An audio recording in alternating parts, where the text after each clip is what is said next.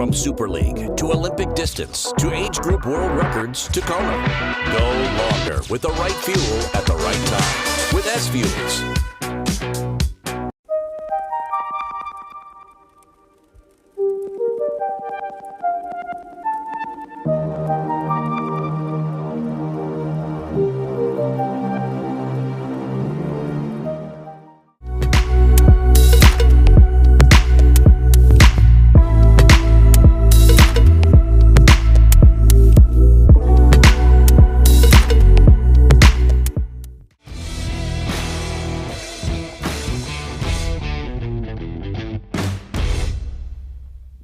Hey everybody, welcome back to Breakfast with Bob from beautiful St. George, Utah. My name is Bob Babbitt. We're brought to you by Master Spa's Zoot Sports, the original triathlon brand, HOKA, Let's Fly, SFuels, Go Longer, Biostarks.com. Use the code BWB10 for a 10% discount. Quintanaroo, Forum Smart Swim Goggles, Zions Bank, Premium Plus Sports, and of course, our Challenged Athletes Foundation. Our next guest, Ironman World Champion, gold medalist. He has done it all. Mr. Kristian Blummenfelt joins us. Kristian, how you doing? I'm doing okay. 1 week or so left until another one, and starting to feel ready. So last time we were here was right after you won Ironman World Championship in St. George. You ran right down the road behind us to win that title. And before the race, everybody was talking about, well, nobody's going under 8 hours, and you went under 7:50. And ran sub 240 and sort of shocked everybody because, 7,000 feet of climbing on a bike, 1,500 feet of climbing on a run. It's a brutal course. What did you take away from that win? Because that was pretty damn impressive. I'm not sure really. Of course, happy to win back then. Right. But then it's been like new focus all the time with like sub 7 coming straight up. Right. After it, and then obviously trying to prepare for Hawaii, and now it's more like the feeling post Hawaii that's like, yeah. So, what did you take away from your first Hawaii experience? Because there's a great feel in St. George, but there's the history that goes along with Hawaii, all the tradition, and being on that course. And here's Sam Laidlaw off the front. You're running with your boyhood buddy, and you're trying to bridge. That's pretty fun stuff. Yeah, it is. It was epic to finally be racing Hawaii and Kona, and also to see the course and the Queen K and practicing towards it. But yeah, still feel like unfinished business. Do you feel unfinished, but you want to go back there sometime and win that race? Yeah, for sure. I think all triathletes want to have that one in their bio. So it's feeling unfinished business there. So one of the things I think all of us have been looking forward to is you and Gustav running side by side for 20 miles in some race, and you pretty much had that in Kona. You guys were together for a big chunk of that run. What did you guys work together? How did that work? No, I think already from Hawaii when Magnus got the penalty. Yes. And we sort of let Sam sort of get away up front, that we both knew that it would be most likely a race between me and him. And there you sort of try to still not waste the advantage that we have together, but also trying to, we both understood that it's a race between me and him. You want to win. You want to beat him. So that's like the turning point where you ain't really working together 100% anymore, but more like trying to you want to win the race. Be the stronger one. So yes.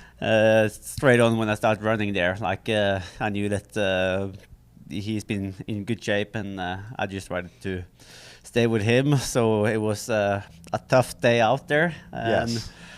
I was struggling from the I would not say first case, but I felt he was the stronger one, and I was 5-10 seconds running too fast from the beginning, and I really felt it there in the energy lab. So, but yeah, another opportunity here, and just hope to be on there right side then.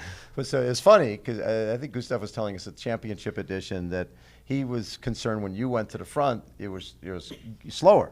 And he thinks, I think he might be doing that on purpose because he wants to outsprint me for second. Yeah, or not for second, but like I just didn't have what it took to be able to keep the pace or keep his pace. So I just tried to make him do the work. But yeah, I didn't have it in the legs. So from somebody who trains with Gustav all the time, what's his weakness? I like to say that he doesn't enjoy pain. Oh, you do? But it looked like he enjoyed pain that day. Yeah, he did. Or he was just very, very well prepared.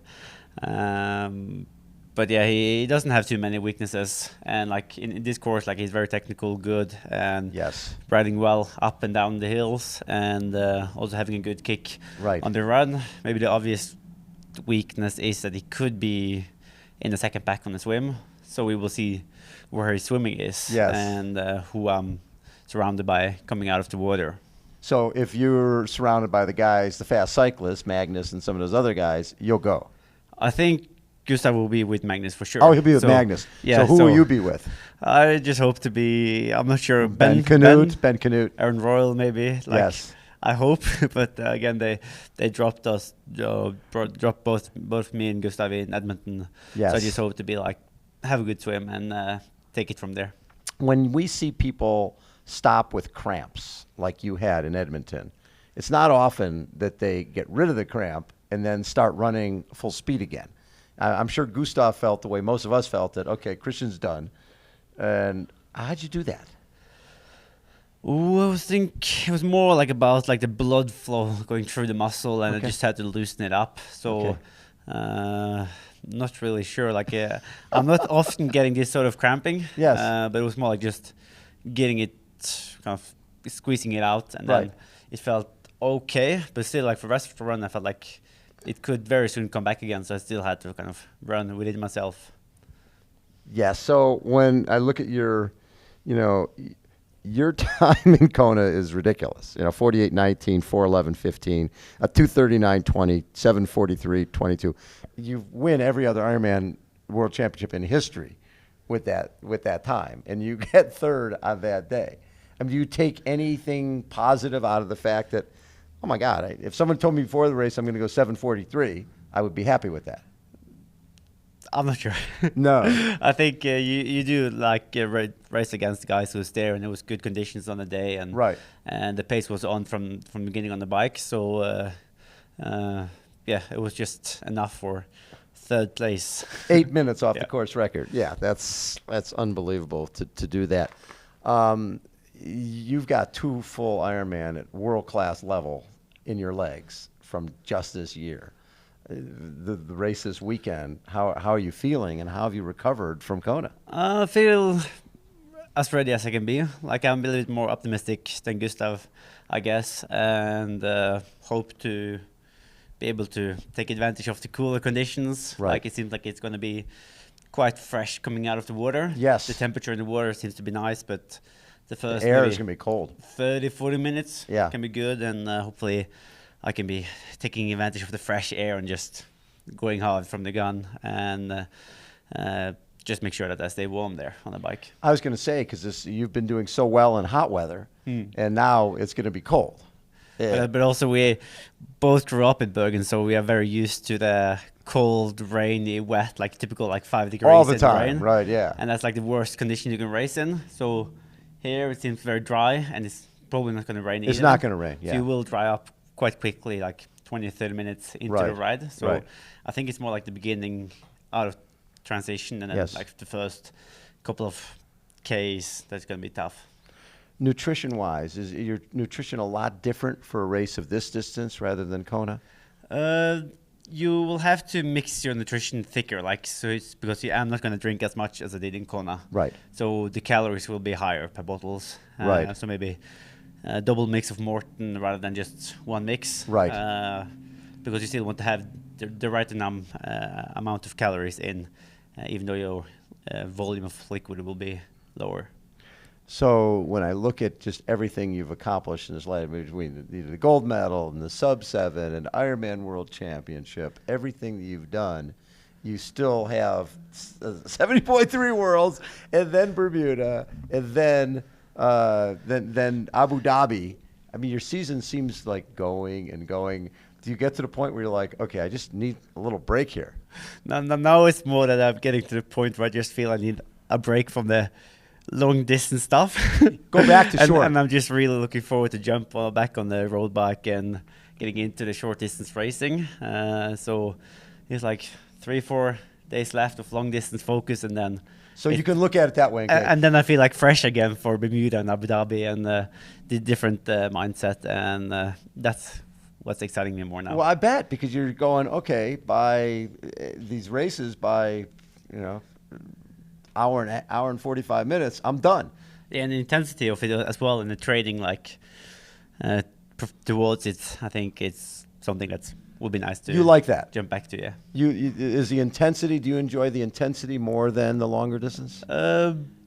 I do like the longer distance, but I feel like I've been. It's been a full year just focusing on it. Yeah. So now it's more like just want to, get into like a new season. Can I go out there and not do a 5-hour bike ride? Yeah. Can I avoid that for a while and ride 2 hours? That's going to feel like no big deal. Going for a 2-hour ride or hour ride. And even like Olympic distance, which most athletes feel like is a long one, that would be like just a sprint from the gun, Right. And then when you get to do some of the sprint ones, those are going to be like when you went and did Super League. Yeah. It's going to be really, really fast stuff. Yeah. Very fun.